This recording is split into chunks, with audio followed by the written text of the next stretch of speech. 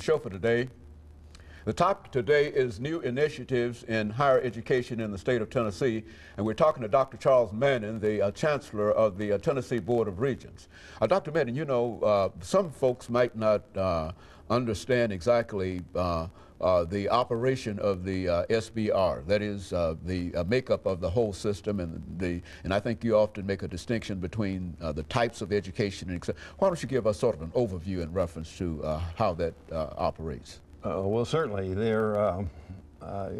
does span a lot of territory from East Tennessee that has a medical school to maybe taking our tech center that's right here that has a truck driving school. And what we are trying to do is meet students where they are and what they want to do. And people come in with all sorts of different talents and natural inclinations and what they enjoy doing. And the most important thing, advice I'd give to my own children, Annie, is when you're thinking about what you want to do in life, it needs to be something that you enjoy and that you have a natural ability to kind of work in that. So. And then there's just such a range. It's kind of amazing how. Let's take on one end the truck driving school. That is that's about a 6-week program. And when you come out of that, and there are many examples of students, you can make 40 or 50, even 60, depending on how much time you want, $1,000, and truly revolutionize your life from one of working minimum wage jobs and trying to constantly piece things together to doing that. Now, not everyone's built to be a truck driver, but that is an option that many people might not know about. That's an option. I heard about a student the other day just has a natural talent for welding and went through a welding program and a very short time is making $45,000. You don't have to drive all over the country like a truck driver, but is there doing that. To programs thinking about Middle Tennessee, Middle Tennessee State University. This is Music City, and they've got a music industry program. So it's not just the talent of the performers; it's kind of what goes into all the people behind a star, if you will, and the kind of jobs that are there.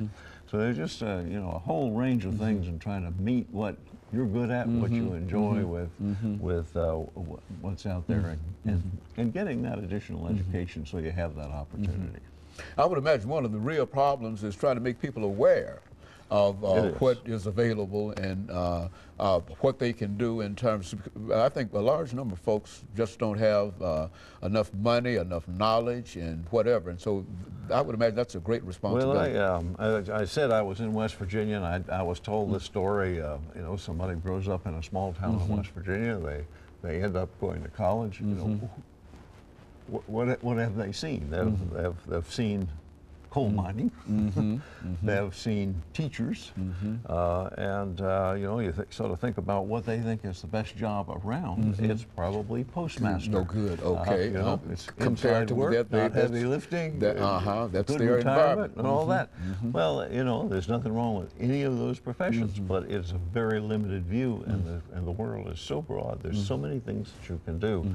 I guess one pitch I would make, I'm emphasizing kind of the technology side of that at both the community college and tech center over there. But as you say, a lot of people don't know what's there, and they think, well, you go to college, and they don't necessarily think of these other kinds of post-secondary, after high school experiences, and what a short period of time sometimes it is to really have access to very well-paying jobs. It needs to be something you enjoy and you connect with well, but they are really worth looking at, thinking about, because you get great benefit. Yeah, I mentioned one of the. Everybody knows there's a nursing shortage. Good. Okay.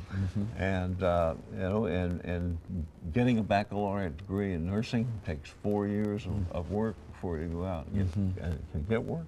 One of the kind of avenues that many students use is they start in the tech center and get a licensed practical nurse, LPN degree. They then take that, and we try to work at the Board of Regents to ease this sort of transition and make it uniform into an associate RN.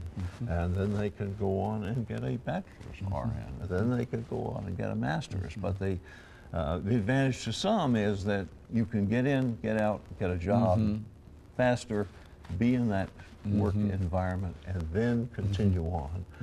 And we're trying to put as much of that kind of work online as possible. Good. So if you're not close to an institution, you still have the ability to keep making those transitions. I think the last time you were with us, you talked about some of the things that you're able to do in your technical area, technology and whatever, and that you got a online program that is very, very popular, and it has in a real sense increased the state of Tennessee's standing among the 50 states. Talk about that. Yeah,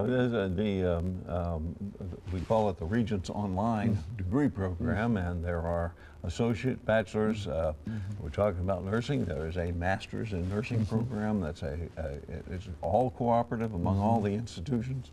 A student can sign up for what they want to take at one school and be transcripted there, but the courses they take may have been developed by a faculty member at another, and they may be taking it from a faculty member who's actually teaching the course at yet another. In addition, since I've talked to you, our individual institutions have developed what they're doing online to a great extent. Now, I'd have to say, you know, it takes a lot of discipline as a student to do that. Okay. You know, you have your computer and you're by yourself, and you can interrelate with lots of people through the computer, but it's not the social environment of a classroom, and you don't have somebody looking over your shoulder quite as frequently, or are you still progressing in doing it? So it does take that sort of personal discipline to be able to do it.